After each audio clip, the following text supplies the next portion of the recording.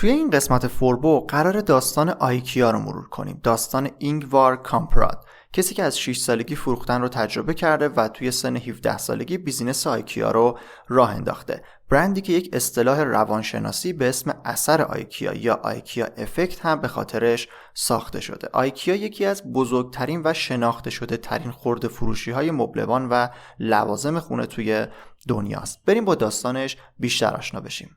سلام، من رضا توکلی ام و مرسی که به فوربو نگاه میکنید. توی ویدیوهای فوربو من در مورد موضوعات تخصصی کسب و کار و همینطور داستان خود کسب و کارها صحبت میکنم. اگر به موضوعات حوزه کسب و کار و همینطور دیجیتال مارکتینگ علاقه دارید، حتما کانال فوربو رو دنبال داشته باشید. نسخه صوتی فوربو رو هم میتونید توی پادکست فوربو بشنوید که لینکش در قسمت توضیحات هست. داستان آیکیا رو باید از سال 1890 شروع کنیم، جایی که آخیم کامپراد، یک آلمانی از یک خانواده اشرافی، تصمیم میگیره که یک کار غیر عادی و خلاف عرف انجام بده. اون تصمیم میگیره که با دختری از طبقه اجتماعی پایین‌تر ازدواج بکنه که اصلا مرسوم نبوده و آخیم به خاطرش مجبور میشه که همه چیزش رو توی آلمان ول بکنه و بره توی یک روستایی توی سوئد زندگی خودش رو ادامه بده. دختری که باش ازدواج کرد اسمش فرانسیسکا بود. آخیم و فرانسیسکا توی یک روستای کوچیک یک خونه و یک مزرعه برای کار میگیرن. چند تا گاو داشتن، چند تا سگ و یک خونه چوبی قدیمی و البته 3 تا بچه که خیلی زود توی همون سالهای اولیه ازدواجشون به دنیا آمده بودن. آخیم به خاطر تصمیمی که گرفته بود و آلمان رو ترک کرده بود، توی سوئد هم خیلی پذیرفته شده نبود. محصولاتش رو به سختی میفروخت و اصلا اوضاع خوبی نداشت. از بانک درخواست وام کرده بود که بتونه مزرعه خودش رو حفظ بکنه، ولی درخواستش بارها رد شده بود. همه چیز به بدترین شکل ممکن داشت پیش میرفت تا اینکه یک روز یک اسلحه میگیره و تصمیم میگیره که به زندگی خودش پایان بده. آخیم خودکشی میکنه و فرانسیسکا رو به همراه 3 تا بچهش توی مزرعه و خونه چوبیشون برای همیشه تنها میذاره. ولی فرانسیسکا آدمی نبود که بخواد مثل آخیم تسلیم بشه. اون روی مزرعه کار میکنه و جوانی خودش رو صرف توسعه اون میکنه. در کنارش بچه ها رو هم به خوبی تربیت میکنه و بزرگ میکنه. سالهای زیادی میگذره و اوضاع اقتصادی تغییر میکنه و فرانسیسکا نتیجه تلاش خودش رو میبینه. بچه های اون دیگه خودشون بزرگ شده بودن و وقت ازدواج کردنشون رسیده بود و یکی یکی داشتن مزرعه رو ترک میکردن. هنوز خبری از آیکیا و اون شرکت تولید کننده لوازم خونگی نیست. کسی که قرار این کسب و کار رو شروع کنه هنوز به دنیا هم نیومده. اینگوار کامپراد پسر فرزند بزرگ فرانسیسکاست که 30 مارس 1926 به دنیا میاد. پسری که نوه محبوب فرانسیسکا میشه و اون رو با خودش توی مزرعه میاره و زمان زیادی رو باهاش میگذرونه. دلیل اینکه داستان آیکیا و اینگوار رو از داستان زندگی مادر بزرگ شروع کردیم به خاطر اینه که فرانسیسکا نقش مهمی توی شکل‌گیری شخصیت اینگوار داشت. از همون روزهای بچگی به اینگوار کار کردن رو یاد میده. کارهای ساخت و ساز ساده رو بهش یاد میده. بهش حتی یاد میده که چطور با بقیه آدم‌ها که توی مزرعه هستن ارتباط بگیره و کارش رو پیش ببره. اینگوار توی مزرعه مادر بزرگش رو میدیده که مشغول خرید و فروش چیزهای مختلف بوده و خیلی زود علاقه‌مند به این کار میشه. علاقه‌مند به فروختن، علاقه‌مند به خرید و فروش. توی 6 سالگی به کمک خالش یک باکس 100 تایی کبریت رو میخره و شروع به فروختن اونا میکنه. فرانسیسکا مادر بزرگ اینگوار اینجا هم نقش مهمی رو بازی میکنه و اولین بسته کبریت رو ازش به قیمت 3 سنت میخره. اون باکس 100 تایی کبریت ها رو به قیمت 88 سنت خریده بود و تونست عدد در واقع مبلغی که پرداخت کرده بود رو در نهایت 3 برابر بکنه. از همون روزای بچگی علاقه به خرید و فروش توی اینگوار شکل میگیره و روز به روز بیشتر هم میشه، طوری که دایره محصولات خودش رو هم بیشتر میکنه. از کارت پستال های کریسمس گرفته تا آب نبات و مداد و چیزای کوچیک دیگه. هر چیزی هم که میخرید که بفروشه مادر بزرگش فرانسیسکا اولین مشتریش بود و همیشه تشویقش میکرد. پدرش هم وقتی متوجه استعداد اینگوار شد بهش کمک کرد که توی سن 11 سالگی بتونه چیزای گرونتری رو بخره و بفروشه و در واقع سود بیشتری بکنه. با چوب و لوازم ماهیگیری این کار رو انجام داد و اینگوار توی همون سن، توی سن 11 سالگی اونقدر خوب کار فروش رو انجام داد و تونست پول در بیاره که تونست برای خودش ماشین تحریر و همینطور دوچرخه با درآمدش بخره. به همین شکل به فروش ادامه داد. وقتی هم که وارد مدرسه شد کار براش جدی‌تر شد، چون هر روز کلی مشتری جدید توی مدرسه برای خودش پیدا می‌کرد. وقتی که دوران تحصیلش تموم شد، پدرش به عنوان هدیه فارغ التحصیلی هزینه ثبت شرکت رو برای اینگوار پرداخت کرد و کارهای اولیه در واقع شروع یک کسب و کار واقعی و رسمی رو براش انجام داد. اینطوری شد که توی سال 1943 وقتی که اینگوار کامپراد فقط 17 سالش بود، بیزینس آیکیا رو استارت زد. آیکیا از ترکیب چند تا کلمه ساخته شده. آی و کی اول اسم خود اینگوار کامپراد هستن.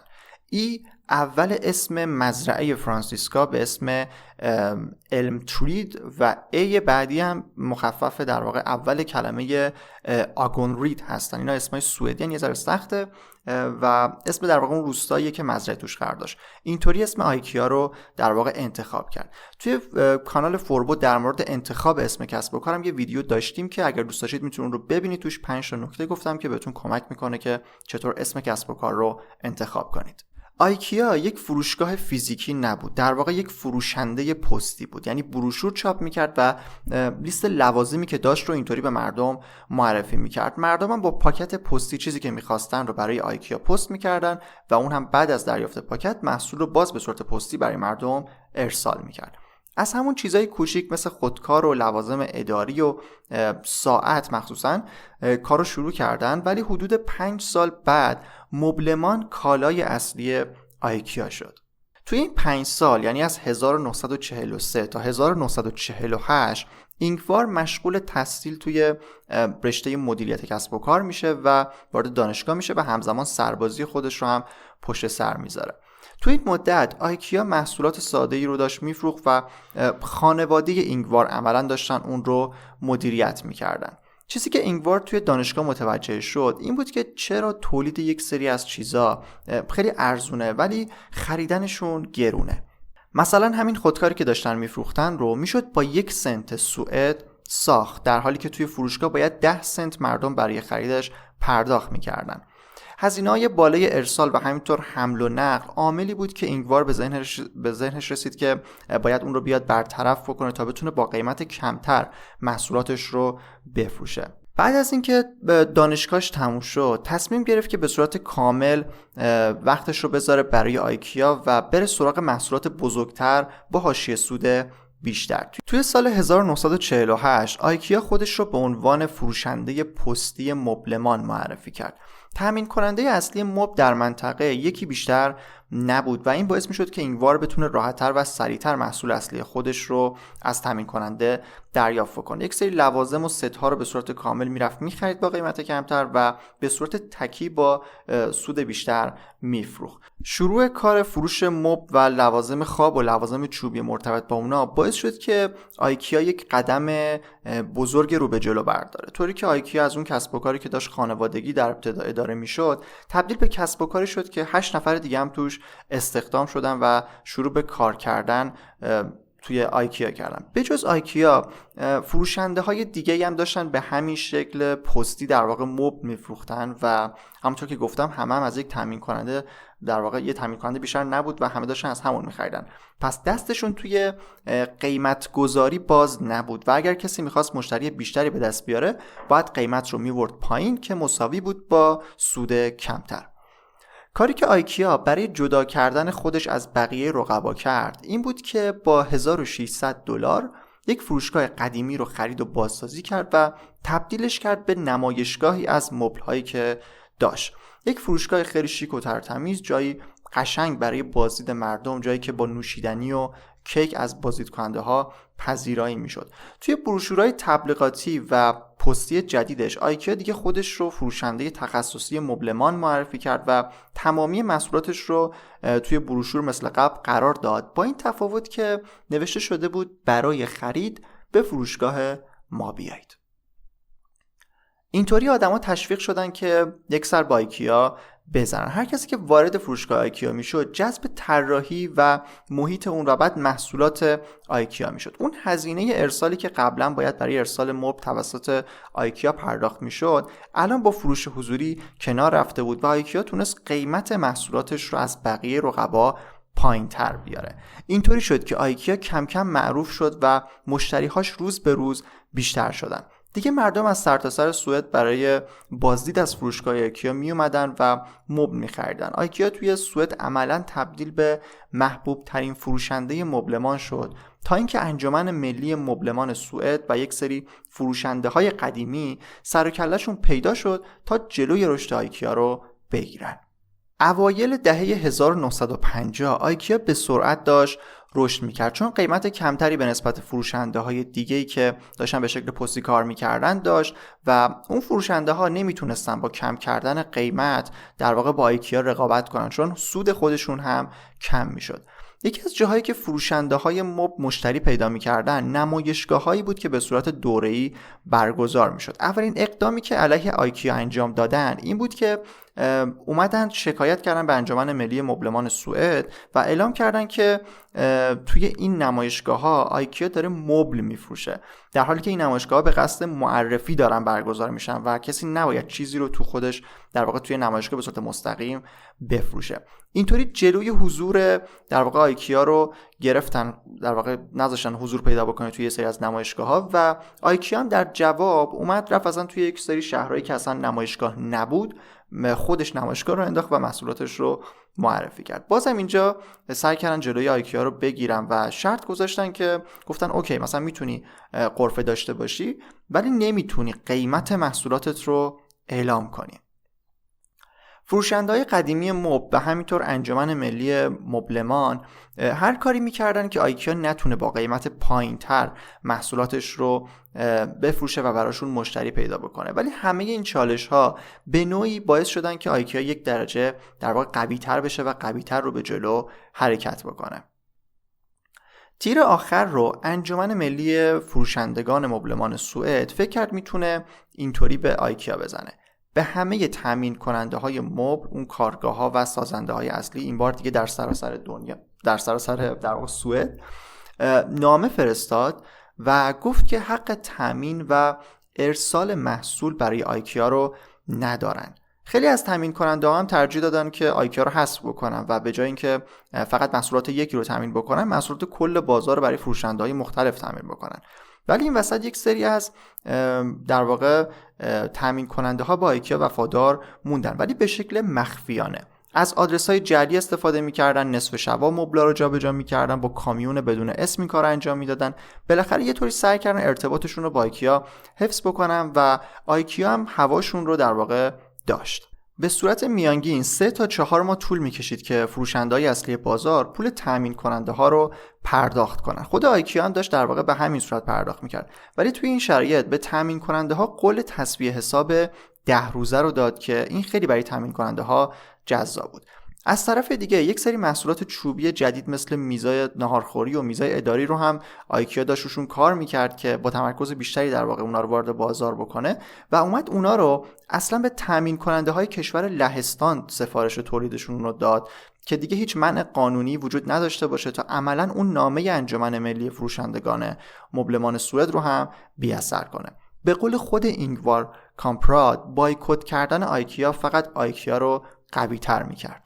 میرسیم به نقطه عطف داستان آیکیا، جایی که آیکیا از یک فروشنده مبلمان توی سوئد تبدیل به یکی از بازیگرهای اصلی مبلمان توی اروپا شد و تا جایی هم پیش رفت که توی سال 2008 به عنوان بزرگترین خرده فروشی مبلمان در جهان معرفی شد. این تغییر جایگاه از یک روز عکاسی توی سال 1953 شروع میشه. روزی که اینگوار بعد از تمام شدن پروژه عکاسی از یک سری میز تحریر که عکس گرفته بودن داشت جابجا کردن اونا رو نگاه میکرد و دید که پایه های میز خب پایه‌های بلندی داره و فضای زیادی رو اشغال میکنه و به میز هم وصل هستن و متوجه در واقع این اشکال شد که چرا اینقدر داره فضا اشغال میشه و همونجا گفت که چرا پایه ها رو در نیاریم. از همین حرف ساده طرح جدید میزهای آیکیا با پایه های جدا برای تامین کننده ها ارسال شد و یک دفعه بسته های بزرگ میز فقط تبدیل به یک بسته مسطح شدن. توی کسب و کار آیکیا این موفقیت بزرگی بود. حمل و نقل بسیار سریعتر شد، راحتتر شد، هزینه ها کمتر شد، قیمت پایینتر اومد، فروش بیشتر شد و آیکیا بزرگتر شد. به سرعت بقیه محصولات آیکیا هم طرح اختصاصی آیکیا رو در واقع الهام گرفتن و تبدیل به لوازم خونگی شدن که خود آدم‌ها باید اونا رو سرهم می‌کردن. توی تحقیقاتی هم که توی سالهای بعد انجام شد، اصطلاحی به اسم اثر آیکیا یا آیکیا افکت برای این تغییر رویه آیکیا استفاده شد. از لحاظ روانشناسی اثر آیکیا رو اینطوری میان معرفی میکنن: مردم برای وسایلی که در ساخت اونا زحمت کشیدن ارزش بیشتری قائل میشن. آدما وقتی خودشون لوازم خونه‌شون رو با دست خودشون سرهم میکردن، علاقه بیشتری به اون چیز پیدا میکردن. حس میکردن که توی بخشی از پروسه ساخت اون بودن، بیشتر مبل و میزشون رو دوست داشتن و این یعنی آیکیایی که این امکان رو براشون فراهم کرده بود رو هم غیر مستقیم بیشتر دوست داشتن. آیکیا همینطور محصولات بیشتری رو داشت به فروش میرسوند و بسته‌بندی‌های مسطح اون روز به روز داشتن این فرایند رو در واقع سریع‌تر می‌کردن و شعبه‌های حضوری بیشتری رو هم در واقع افتتاح کرد. همینطور که گفتم محیط خود فروشگاه هم جذاب بود و تبدیل به یک جاذبه توریستی شده بودن. توی سال 1960 آیکیا اولین رستوران‌های خودش رو هم افتتاح کرد. کجا؟ یا توی خود همون شعبه ها یا کنار اونا، جایی که بازدید کننده ها و مشتری ها بتونن غذا هم سفارش بدن و یک تجربه کاملی از خرید و گشت و گذار توی آیکیا داشته باشن. اولین شعبه خارجی آیکیا هم توی سال 1963 توی کشور نروژ افتتاح شد و دقیقاً تا 10 سال بعد، یعنی تا سال 1973 توی کشورهای دیگه اروپا هم کلی شعبه و فروشگاه آیکیا تأسیس شد. بازم 10 سال بعد از اروپا آیکیا اولین قدم‌های خودش رو خارج از اروپا برداشت و با شعبه ژاپن به آسیا و بعد به آمریکا و کانادا رفت. در حال حاضر آیکیا بیشتر از 450 فروشگاه فیزیکی توی سراسر دنیا داره و به صورت آنلاین هم برای تقریباً همه جای دنیا محصولاتش رو آماده و ارسال میکنه. اگر شما هم داستان برندی رو دوست داشتید که داستانش رو بشنوید، حتما توی کامنت ها بهم بگید و پیشنهادش رو بدید. اگر برندی چندین بار پیشنهاد شد، حتما توی اولویت میذارم و زودتر میرم سراغش. من رضا توکلی ام و مرسی که تا انتها به این ویدیوی فوربو نگاه کردید.